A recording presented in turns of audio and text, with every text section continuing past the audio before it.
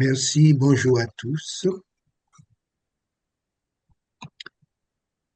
Il faut en finir avec le péché et c'est maintenant. Il faut décider.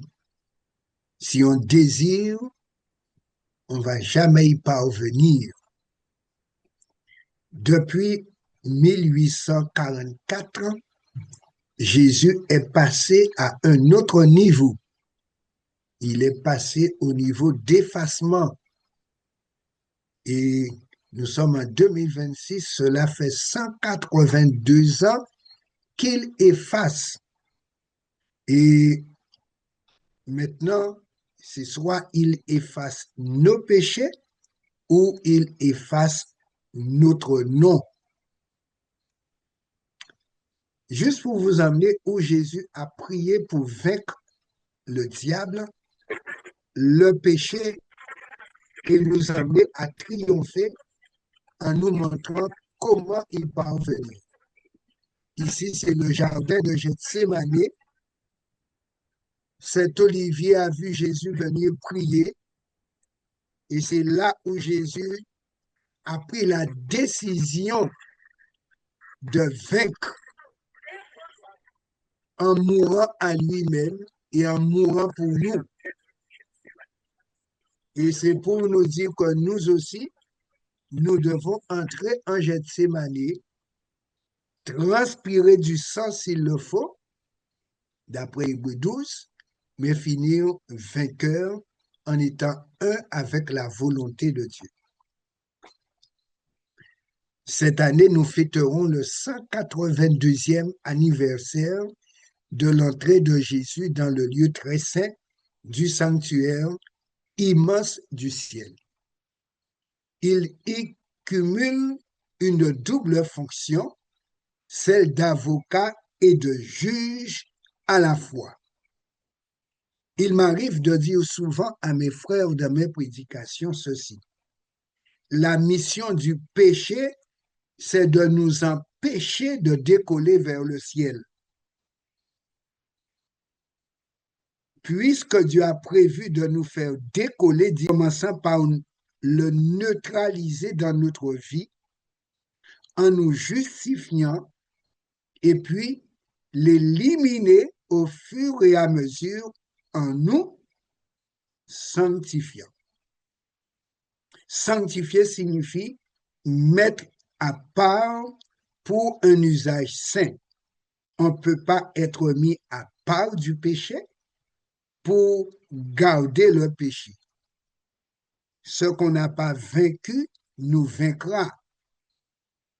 Quand enfin Jésus dira, c'en est fait, cela voudra dire qu'il aura éliminé le dernier péché de la vie de chacun des élus, que les perdus auront refusé l'offre de la grâce et auront pris parti pour le camp adverse. Il laissera le lieu très saint du sanctuaire du ciel, il reviendra. Nous allons considérer le plan de Dieu au travers du sanctuaire terrestre, suivre Jésus par la foi dans le sanctuaire du ciel et choisir la conformité céleste par la soumission au Saint-Esprit et collaboration avec lui. Alors, il nous faut savoir, frères et sœurs, que chacun réclamera ce qui est à lui. Cherchez Zacharie 3, versets 1 à 7. Zacharie 3, versets 1 à 7. Et nous devons savoir et choisir qui devrait nous réclamer à la fin. Je lis.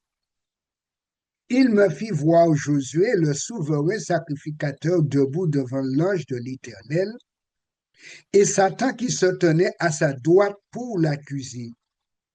L'Éternel dit à Satan, que l'Éternel te réprime, Satan, que l'Éternel te réprime. Lui qui a choisi Jérusalem, n'est-ce pas là un tison arraché du feu? Or, Josué était couvert de vêtements sales Et il se tenait debout devant l'ange. L'ange prenant la parole dit à ceux qui étaient devant lui, ôtez-lui les vêtements sales. Puis il dit à Josué, vois, je t'enlève ton iniquité et je te revêts d'habits de fête. Je dis qu'on mette sur sa tête un turban pur, et ils mirent un turban pur sur sa tête, et ils lui mirent des vêtements. L'ange de l'Éternel était là. L'ange de l'Éternel fit à Josué cette déclaration. Ainsi parle l'Éternel des armées. Si tu marches dans mes voies, et si tu observes mes ordres, tu jugeras ma maison et tu garderas mes parvis, et je te donnerai libre accès parmi ceux qui sont ici. Et dans ce passage, Dieu nous révèle le conflit cosmique entre lui et Satan et l'humanité au milieu. Et nous voyons que chacun va réclamer ce qui est à lui. Josué, c'est le pasteur, le meilleur homme de Dieu sur terre, celui par qui et avec qui Dieu travaille. Et si le pasteur garde le linge de Satan, ce vêtement sale, iniquité veut dire plus petit péché, le plus petit péché va t'empêcher d'aller au ciel. Et Satan réclame le plus petit péché car il s'appelle péché et le péché, c'est pour empêcher. Et il n'a pas peur de Jésus. Dès que tu as l'iniquité, il vient réclamer ce qui est à lui. Alors, Jésus seul peut ôter, et soulignons, dans son ministère, Jésus ôte. Et s'il n'a pas ôté pour toi, Satan va te réclamer et te garder. Mais si Jésus ôte, Jésus te donne un autre vêtement, car le vêtement de Satan est un vêtement de feu. Et le vêtement de Jésus, c'est vêtement de fête. Donc, à nous de choisir qui va nous réclamer. Si nous gardons le péché, serait-ce l'iniquité, Satan nous réclame pour le feu. Mais Jésus nous a choisis pour nous enlever du feu. On ne peut pas être enlevé du feu avec iniquité. C'est pourquoi il ôte d'abord l'iniquité pour nous préserver du feu. Mais Satan, sa mission, c'est de nous faire garder le vêtement sale pour aller au feu. Et soit Jésus, il efface tes péchés ou il efface ton nom.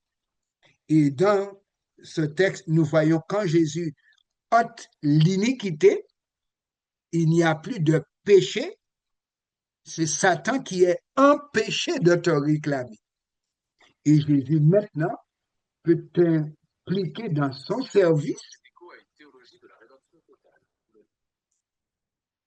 Jésus peut t'empêcher de pécher. Et là, il te dit maintenant, tu es libre, mais je t'emploie à mon service en tant que main auxiliaire, bouche auxiliaire, pied auxiliaire, oreille auxiliaire, yeux auxiliaires. Tu gardes mes parvis, oui, et tu me sers en gardant mes voies. Et là, après cela, si tu es resté dans mes parvis, sans sortir de mes parvis, tu auras libre accès parmi les anges qui sont chez moi. Donc, deux niveaux. Et au premier niveau, on ne doit plus sortir du parvis de Jésus. Car en dehors du parvis, c'est le péché. Dans le parvis, c'est la sainteté. Marche dans les voies de Jésus. Et Satan sera éliminé de ta vie. Maintenant, rappelons-nous qu'au milieu du jardin d'Éden, il y avait deux arbres. Les deux étaient plantés par Dieu lui-même, pas trop loin l'un de l'autre. L'homme devait faire un choix entre deux entités, lequel devait être au milieu, Dieu ou Satan l'adversaire. Et on le voit dans la vie de Josué. Qui est au milieu, celui-là réclame. Malheureusement, l'homme a choisi de mettre Satan au milieu et nous souffrons terriblement de ce choix. Aujourd'hui, le choix est devant chacun. Qui allons-nous mettre au milieu? Dieu présente son intention. Exode 25, verset 8. Ils me feront un sanctuaire et j'habiterai au milieu d'eux. Donc Dieu veut retourner au milieu. Et si Jésus est au milieu, Satan, automatiquement, il est jeté dehors. Rappelons-nous que le sanctuaire a deux salles. Première salle, c'est pour le pardon. Et la deuxième salle, c'est pour l'effacement. Il nous faut sortir de la salle de pardon pour entrer dans la salle d'effacement pour que ce soit Satan qui soit effacé de nos vies et que notre nom reste dans le livre de vie. Nous allons poursuivre cette étude la semaine prochaine, si Dieu veut.